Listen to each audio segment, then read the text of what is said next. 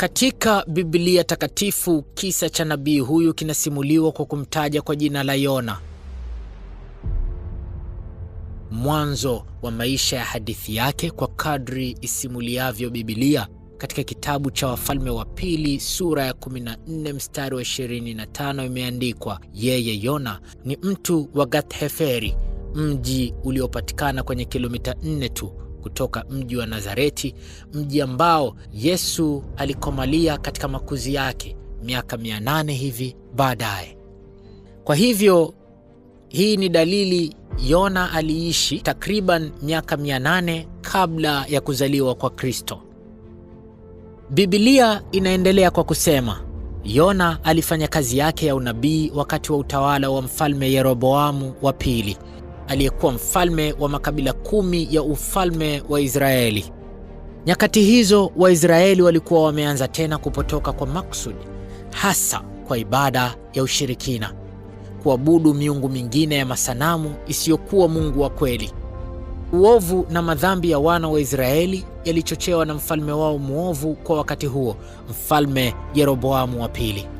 Katika kitabu cha Wafalme wa Pili kuanzia mstari wa 23 mpaka mstari wa 26, Biblia inasema, katika mwaka wa 15 wa enzi ya Amazia mwana wa Yoashi mfalme wa Yuda, Yeroboamu mwana wa Yehoashi mfalme wa Israeli alianza kutawala huko Samaria. Akatawala kwa muda wa miaka 41.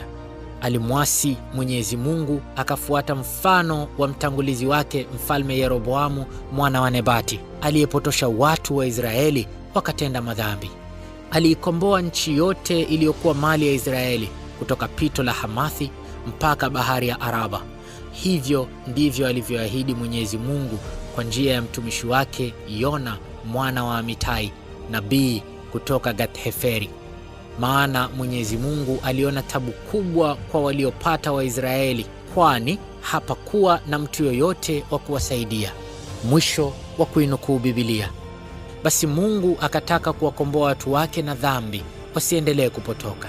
Siku moja Mungu akamwambia nabii Yona, Yona 1:2 imeandikwa, ondoka uende Ninawi, ule mji mkuu ukakemee, maana nimeona uovu wake ni mkubwa mno.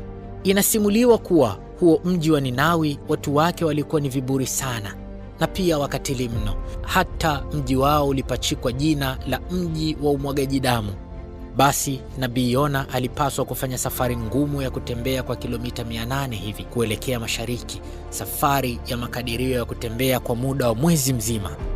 Lakini hapa, baada ya Yona kutumwa kazi hii na Mungu kwa wale watu viburi na makatili wa mji wa Ninawi, wako wachambuzi wasomi wa Biblia wanasema kwamba Yona alijaribu kuikimbia kazi aliyotumwa na Mungu wake. Inadaiwa kwamba Mungu alimwambia aende upande wa mashariki, lakini Yona akafanya safari na kwenda upande wa magharibi, na akajaribu kwenda mbali kadri awezavyo. Wasomi hawa wa Biblia wanaosimulia juu ya hoja hii wanasema hawajui kwa dhati ni nini Yona alikuwa akifikiria ndani ya kichwa chake kwa wakati huo. Basi wanaendelea kwa kusema Yona alijaribu kukwepa kikombe cha kwenda mji wa makatili wa Ninawi. Akaamua kwenda kwenye bandari ya Yopa, mahali alipopata mashua iliyokuwa ikienda Tarshishi.